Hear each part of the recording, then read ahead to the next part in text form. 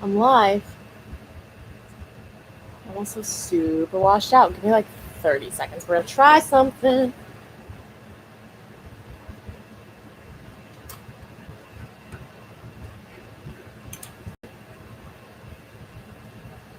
Better? I would say that's better.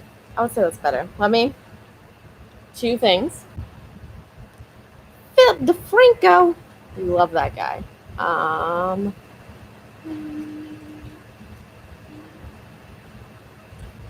just gonna make sure that everything sounds right.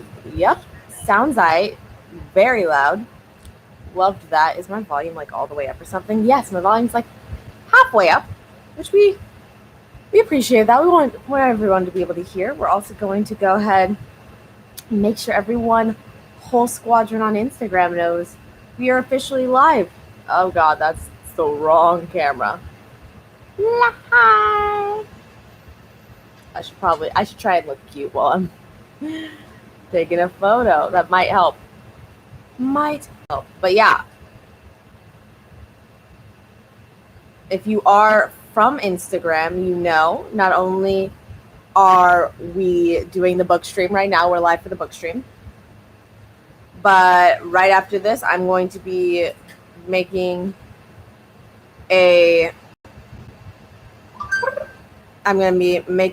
video of mine on this channel, I believe. That's going to be going live. So that's great. We're having a great time. And you know, it's been a while since I've done.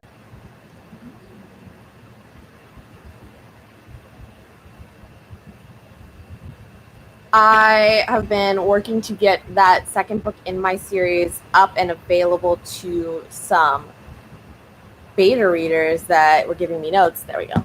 It's working now. Get it out to some beta readers so they could give me notes for these last couple edits before it is fully ready to publish and get out. No, don't leave page. Stay on page. Don't do that. But before this book is getting ready to go on, ideally, probably around like a pre-order for a couple months, then it'll release. And I can start working on book 3 of the series. I'm excited. I'm very excited for it. But I was working a lot on that. And at the same time, right when I was getting ready to do that, I also had kind of my timeline for when I really needed to get some YouTube main channel videos working. And then I also needed to make a couple vlogs. And I was in the middle of one vlog that's just taken a little bit longer than I thought it would because of a whole thing. It's been crazy. It's been crazy. So it feels like it's been a while since I've been able to do a book stream.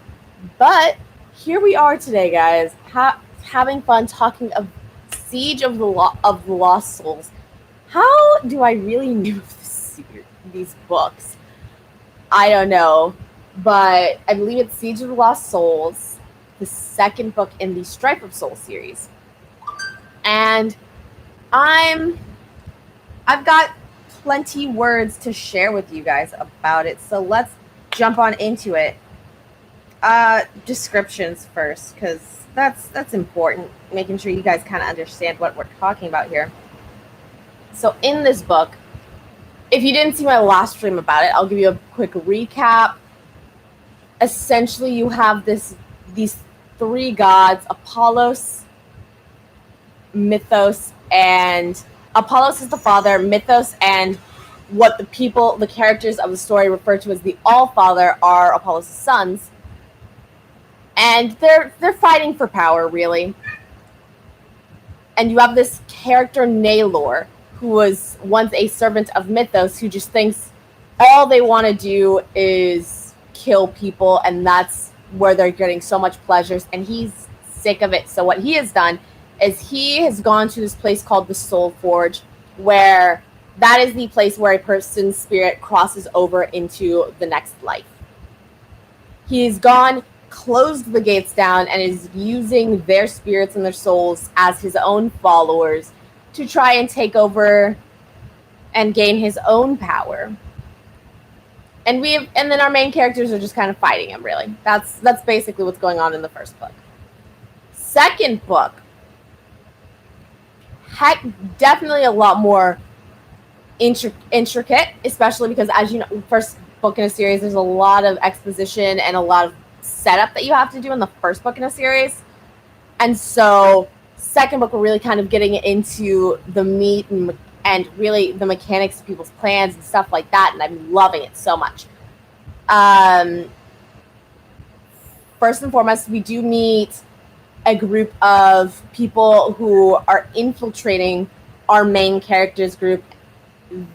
And again, main characters are following the Allfather. This infiltrated group are followers of Apollos who are trying to end their journey, kill them, make sure Apollos can regain his power.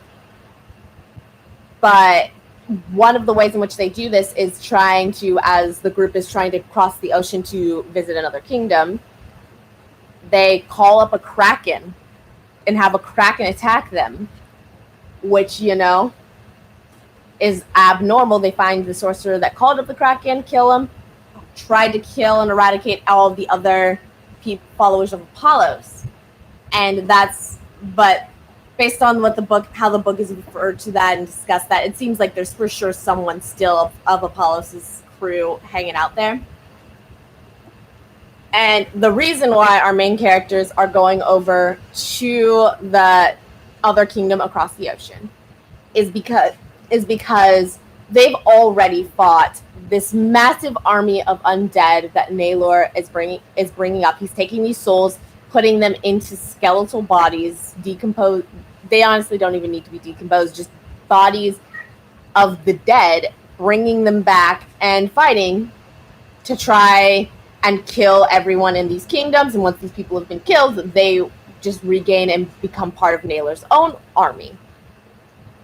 Which our main characters fought this group already in their own kingdom, but in order to try and actually get to the source, kill Naylor, they have to go through several other kingdoms to get to the only place on their planet that really has any access point to Soul Forge, which is where they presume Naylor is hanging out. So they cross the oceans in hope of trying to find some allies. When they get there, this kingdom of dwarves is already severely under attack, and this kingdom of dwarves has been well known for their battlements, for their weapons. They have such a fortress that no earthly being could have ever really even broken into, destroyed, anything like that. Their fortress is solidified. They are protected in there, but they're already completely being attacked by this mob of undead by the time our main characters get there. The battle at the end of this is very similar to the battle at the end of the first book. You have them fighting. They kill the sorcerer that is presumed to be leading and actually bringing to life these dead, because Naylor has learned from the first book there are two sorcerers this time instead of just one. So the dwarf king ends up killing one of them, but all the dead still are rising and attacking. So they find the other, and they end up killing him. And that's pretty much the basics of what's going on. Some of the more intricate things that are touched on but haven't fully gotten to the point of them being developed so far is one of the our main kingdom, one of the king's brother, our king is Tristan, his brother Sirion, guessing on the name, but he is actually in the Celestial Kingdom, the Celestial Palace, with the Allfather. The Allfather is training him because presumably he has been given the destiny by the Allfather and given the ability to, if he chooses the right path, become of godly power. So you have them hanging out for a little bit, and we see them travel to what is believed to be the end of the universe, the end of everything, the end of creation, where you see these 7 thrones, all of which are are the thrones of the original gods. One of the thrones is destroyed because that god decided to side with and kind of not necessarily do the bidding of. I would like to assume that he had very much his own free will in whatever he was doing, but he decided to work with the god's most ancient enemy, so they cast him out. But these gods disappeared because one day their faith and the belief that the people had in them was so strong that they ascended with their living bodies into the next life. So they had their bodies, they were alive still, but in the next life, which made them immensely more powerful. And so you see, really no one of the current universe knows of their stories, aside from concepts that we attribute to, that are attributed to them. For instance, there's like a god of luck, a god of death, who's very important so far, stuff like that. Apollos and them did specifically Apollos was a follower of them per se. He was there and knew of their story and how they ascended. So his goal has always been to actually ascend himself, gain all of that power. He had his kids specifically so they could help enforce his own power and help spread his word, spread his following, so he can then ascend like the others, but his son's turned on him. And so you have this idea of now not only have a lot of these main characters only known of one god in the Allfather, then in the first book they had to deal with the idea that maybe there were two other gods and the Allfather is a son of a god. And now we have in this current book that I just read, the people that they understand, maybe none of them are actually gods. They're just very, very strong wizards, and the actual gods of this universe have passed on to a new life to lead and rule in a new life.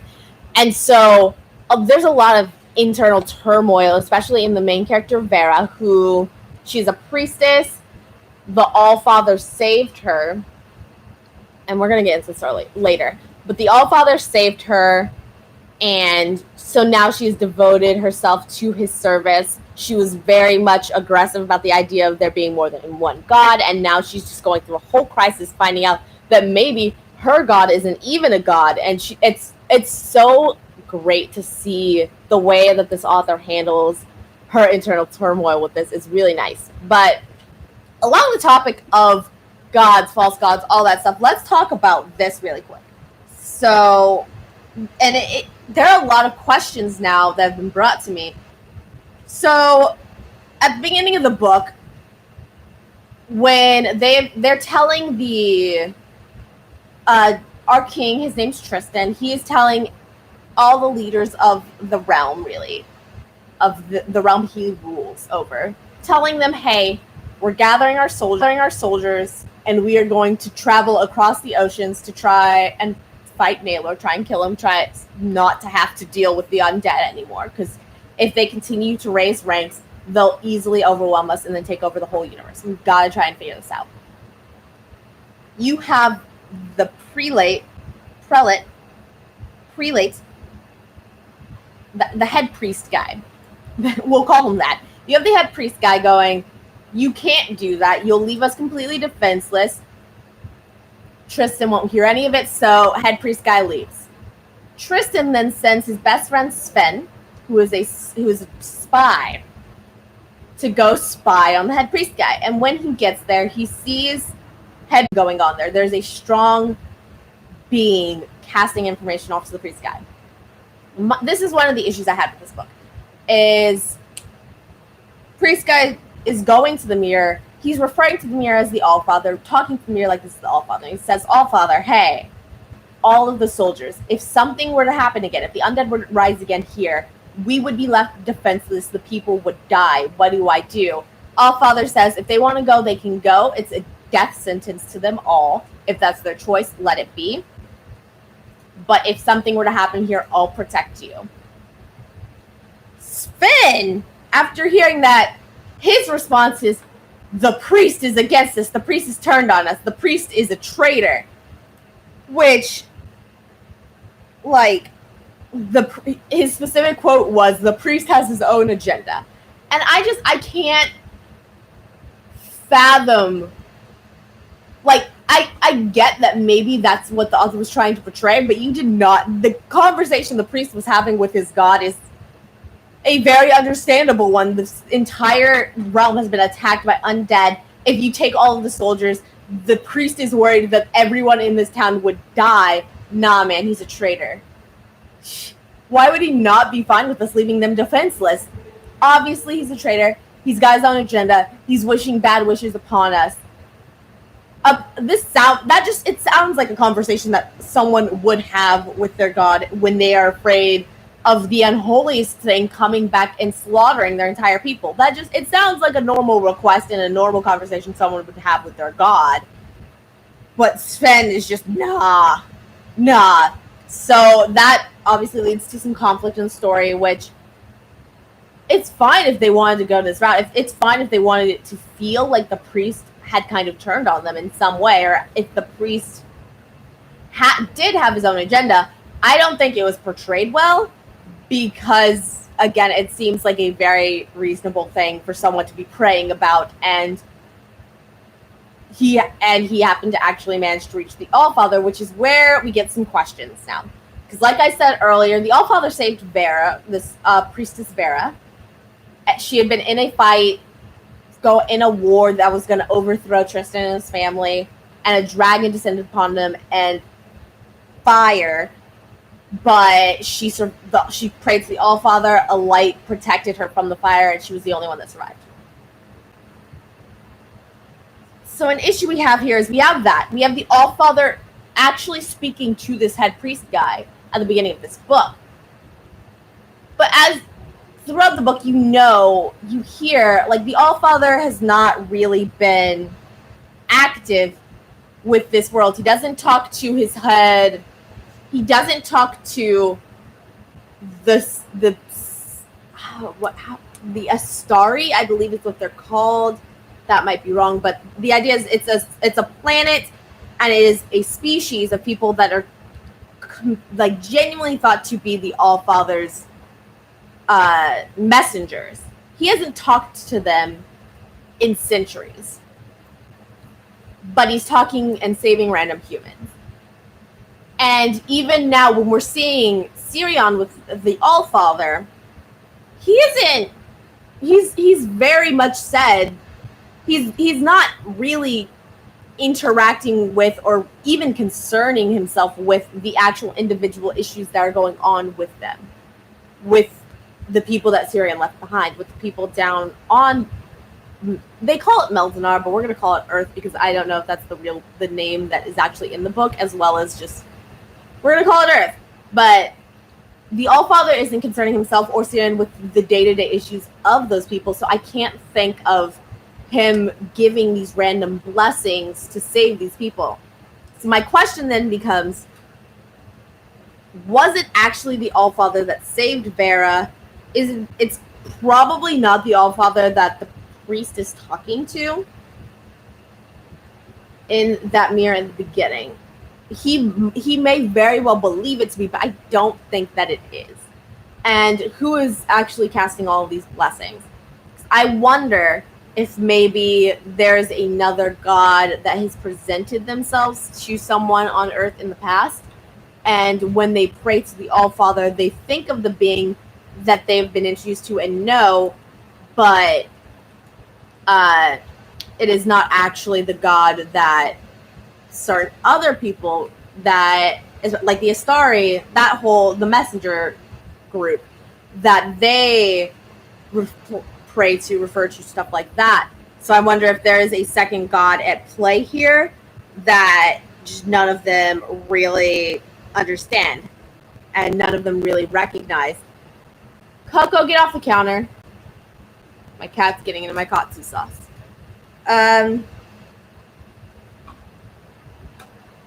Other thing, when we're talking about these old gods, because you also see Naylor in the. Please don't die, everyone. Are you okay? Just step toe. I'm sorry. But Naylor, when he's in the Soul Forge, he's being driven mad by these voices that are telling him you're insane, you're corrupting the Soul Forge, you have to let these people go or it will be worse. It'll be the worst case scenario for you personally. And I believe those to be the old gods. But because the Soul Forge is closed, they can't return to this world.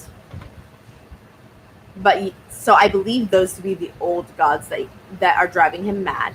That he perhaps may, because he himself is just a random being that Mythos picked up and used as kind of a right-hand man. So he may not have been aware of the old god's presence or existence. So I believe they're going to be a big hand in this whole thing as well, especially because we do meet a character. He is a blind man he's basically Daredevil, but like times 1,000.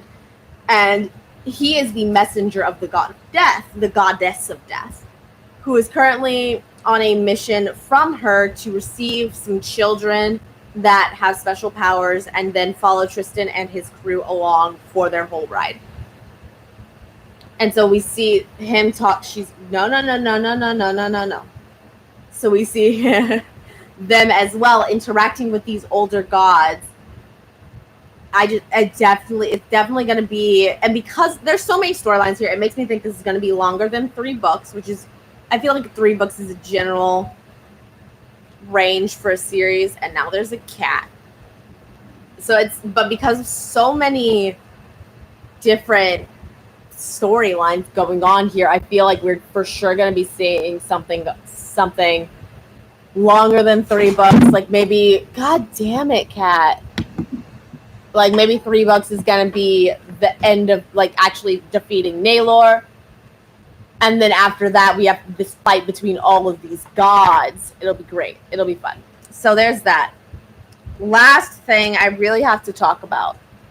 This is the last thing I have to say about the book. At the end of the first review I did, I talk about Vera and Sven. And I basically geek out because I'm like, oh my god, they've literally talked to each other once, but I'm so obsessed with the romance going on here. These characters have such great chemistry. I absolutely love it. But we're in the ending battle, and Vera just kind of, like, they just start having a lover spat at the end of the last battle because King of the Dwarves, after he has killed one of the sorcerers, is now getting completely attacked and swarmed by all of the rest of the undead. And everyone's like, he can't survive that. No one can survive that. And Vera says, we have to go to this area. There might be another sorcerer that is leading them. If we kill him, then everything will stop. Sven's like, no, we have to go straight towards the King of the Dwarves to save him. And they start arguing, and then it turns into this whole lover spat. And that was, I'm not gonna lie, it was kind of cringy for me. It's just, it didn't feel like it was fitting for the scene. It didn't feel like it was really fitting for the characters either. Because I truly feel like we didn't see any form of frustration or any reaction to... And we didn't see those emotions building up in her. So for her to just snap like that in the middle of such an important moment of people are dying, people are going to keep dying, we can't take 5-10 minutes for you guys to argue. It felt like one of those just beats you hit when you're trying to get a romance working, stuff like that. So that was a little cringy for me. But I still absolutely love the chemistry of those characters. I can't handle it. It's so good. It's done so well. Overall, the book did, honestly, because I talk about in the last review, it took 60% of the book to really stop exposition dumping on me. And when they did the exposition dump, it was hard to get through because it felt like I was reading a list of facts. Author does a lot better with this in this book. for instance, when we do get to that scene where Sirion and the Allfather are at the edge of creation, and he's discussing and telling Sirion about the old gods. That scene is really well done. I still feel like I'm being told a story as opposed to being listed all of the facts of whatever history. So he did better there. There are a couple parts that are still a little rough with that. There are still sections of it that feel obscenely redundant, using the same words or phrases quite a lot in a very short period of time. I can't tell you how many times the word arcane is used in this book. It truly feels like it is the only word this author really knows in terms of describing ancient magic, or so it is definitely a word used anytime magic is involved, and it's a little just it feels boring in that sense of, I would like you to continue to describe it differently, but every time it's arcane magic, this arcane feeling. So it doesn't pull me out of the story, but it doesn't further the story. Let's put it that way. But the last thing I want to say is that, because again, it feels like a lot of the indie books I've read, I've kind of not really had a great experience with, and it showed in the way I talked about them. The point of me of why I wanted to do these reviews is not because, for sure not because I think I know everything, I'm the best writer or anything like that, but it's also not because I want to rip things to shreds or hurt anyone's pride, feelings, anything like that. It's for these moments of, yes, maybe this book needs a little bit of work here or there, but reading this book that only has like 10 reviews on it and falling absolutely in love with it, the number of people that have read it don't really determine whether or not the book is good or not, especially as an indie writer myself. It feels very reassuring to find books that I love that are very, very small like this, as my own are, and know that as a reader can still fall in love with a book that isn't well known. So therefore, other readers might be able to fall in love with my works, and it's just it helps me feel good. And I hope it helps the author feel good when I'm just over here raving about how much I love their books. I also may or may not have pre-ordered the next book in the series. It comes out November 16th, in case anybody was wondering. But yeah, we're having a fun time. I don't know what's up with this stream. It is janking out, man. It's the internet. What? I think it's the internet. It's the internet? I think so. Ugh, lame. Why is the internet just Why? Why is my internet garbage right now? It's coming off here fine. I don't know. No, I get it. It's on my phone, it's fine, but then I'm not connected to anything. I don't know, man. I think I just need to reset the router. Ugh, we have to reset our router. But yeah, next book in the series coming out November 16th. I don't think I'll read it right when it comes out, but I'll probably get to it. I do also think I'm going to subscribe to their newsletter, mostly because the newsletter you get the prequel to the series, which I would not read on stream because, if you want to hear about it, y'all should sign up for the newsletter too. So, but yeah, that's it from me for today. I have more work to do, but if you're interested, you can hang around. I am about to release a new vlog for you guys.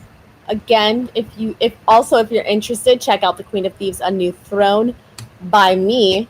That's me. Check that out. That is available on Amazon.com. But until next time, valedictions, friends. Ba-da-da-da. Ba-da-da-da-da-da.